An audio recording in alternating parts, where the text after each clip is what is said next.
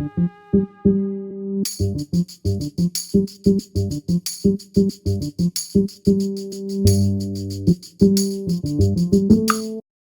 welcome to Game Dev Weekly. If you're new here, I'm working on Hydroneer, a mining game where you dig for gold and other resources to build massive mining machines. You may notice this week I sound a little different, and as I mentioned in my last video, I've bought a new microphone using the money from Patreon. If you'd like to play Hydroneer as well as support the development, consider becoming a Patreon. The minimum tier is $2 and you can find a link in the description below. So the first thing I'm going to do this week is finish off the Rake tool that I started a couple weeks ago. The Rake tool is used when you're building in Hydroneer to flatten out ground. And in the last version of the game that I uploaded to the Patreons, I left it in there, and this is kind of this basic prototype you're seeing now. So what I want to do today is completely go over everything, redo the visuals of it, change the functionality of how it actually works so it just works a bit nicer. So here's the brand new model of the Rake. I think it looks really nice. It came out pretty well. We went through different variations of how we wanted this to actually look. This is what we came up with to fit the style best. So basically all that's changed is pretty much just the model. So nothing else has changed. So the animation will still be the same. So it's still using the pickaxe animation. Also the target marker, this red and green cubes, still looks pretty bad. So I think I might do some sort of cool effect for that instead. I've made a few more of those changes to the Rake. So right now, instead of having those ugly cubes, you've got these nice particle effect cubes. I think they're really cool. It kind of works well in 3D, obviously, because there's no shadow. It makes it a little bit harder to see what you're doing, but I think if you use it one time, you kind of get the idea of how it works, right? So here's me just kind of flattening out this one area here. And if I want to go and dig an area down a bit more, then here you go. I also, at the same time as I was making this, actually fixed an issue where if you would drop an item while it's in mid-animation, then it would just disappear completely. And that was because when you drop it in the mid-animation, if the animation actually moves the object at all, you can see here when I use the Rake, it actually kind of moves forward and backwards. And if I dropped it during that animation, then it would kind of mess up where it thinks the object needs to be, and usually just throws it underground. So I cleared that up, added in a small bit of code just to say if it's mid animation, then the player cannot drop it. So there's a few things that I really want to do on this next. I want to limit it so you can't build in the sky like this. So that'll probably be the first one that I'm going to look at. The next thing is there's some sound. Dan's a little bit busy right now, so I can't actually ask him to make any sounds for me. So I think what I'll do is I'll just take maybe the brushing animation, the brushing sound, and just use it as a placeholder. After I finished all those visual fixes, I decided to overhaul the code behind the actual Rake. I found there were some things that I was kind of doing in a bit of a weird way, such as limiting the height you can dig at with the Rake tool. It didn't 100% make sense when you've got these areas to dig in when they're at different heights, and there's kind of a few too many calculations happening that don't really need to happen. So I simplified things, and I added in this cool little system. So sometimes in the game when you're watching me make this, you'll see these lines, and they're basically just line traces, and there's loads of them. A lot of them I hide, but some of them, when I'm explaining things like right now, I'll actually show them. So what's happening here is a line is being traced from just above the top cube, and it goes all the way down to the bottom of the red cube. Now over here, this line isn't hitting anything, and because it's not hitting anything, I wouldn't actually be able to use the tool. I'm using the mouse right now, and it's not actually digging anything. But when it makes contact, let's say over here, then you can see that it'll actually be able to be used.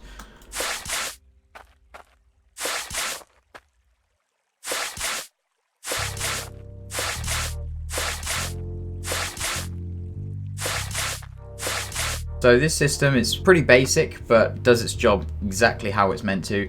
And then I also use it in a different way as well, where when we're scanning for that line, we're also doing a detection to see, is this too high or too low? So while it's casting that line in the same bit of code, and it's happening every 0.1 second, so it's very, very quick. And the other part of it is it's actually checking, is this being placed too high or too low? So it's stopping players from being able to just keep digging down through the ground. You can see right here, I'm not actually able to go down any further. And that's just one of the elements that I put into this while I revamped it. So I think that rake is done for now. The sun's about to set, and I think that'll be it for today. I'll work on something else tomorrow. Today, the first issue that I'm going to look into was brought up by one of my Patreons. So when you go and buy a new piece of land, you've got to use one of these for sale signs. You click it, it tells you how much the land is, and then you can buy it or cancel. So we're going to buy this one right here. And so what you can see here is when you actually mouse over something, the crosshair, it kind of goes blue. And this object isn't actually being destroyed in the world. So you can actually still see it here, and I could even still click on it, which would pretty much do nothing. So what I need to do is to literally just, instead of hiding it visually, I need to completely just destroy it. In fact, the collision for it is even still here. You can kind of just slightly walk into it. See if I kind of jump, my head kind of hits the top of it and stops me from moving forward. So what I'm going to do is, instead of hiding it, I'm literally just going to destroy it. We don't really need the sign once it's been loaded or once it's been bought. So I've just made the fix, and here we are at a completely different sign. Has the same issue because it's the same class.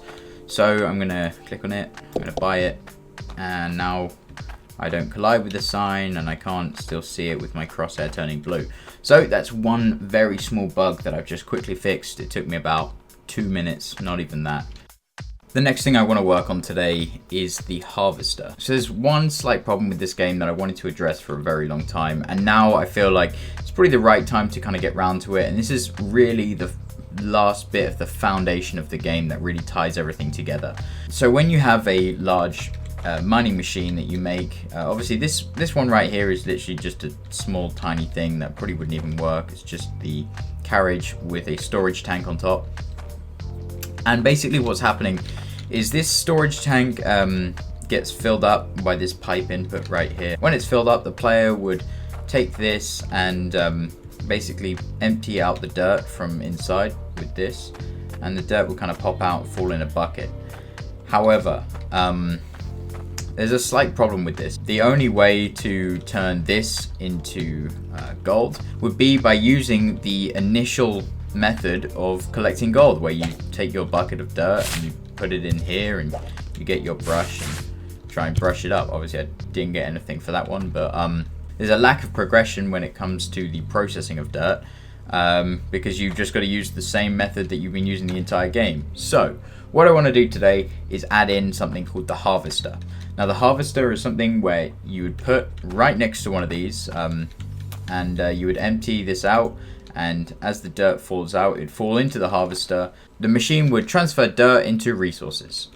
So here's an untextured version of the harvester. So this will have to be placed underneath the storage, and when the storage kind of pours it out, it'll go into the harvester like so.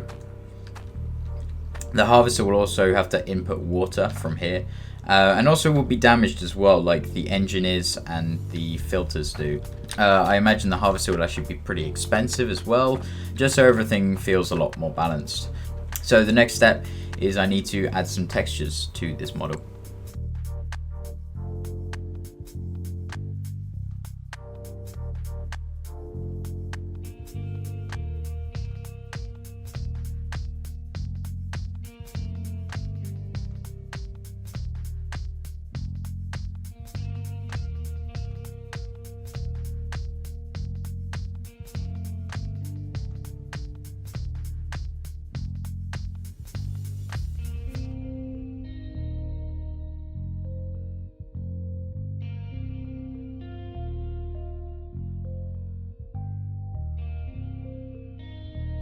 Okay, so here we are with the finished harvester. Let me just explain this setup a little bit. So I've got a pipe coming in here, bringing in the water. I've got a valve right here, shutting it off.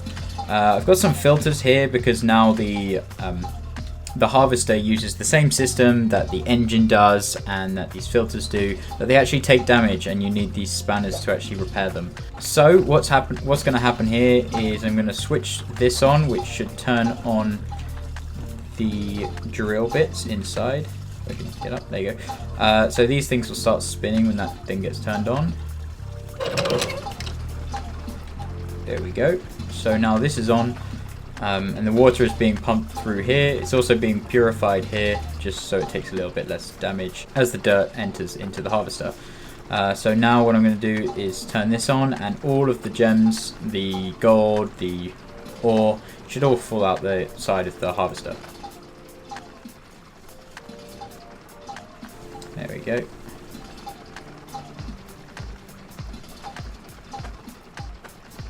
This kind of brings me on to my next point. Is something that I want to add in the future is a conveyor belt system.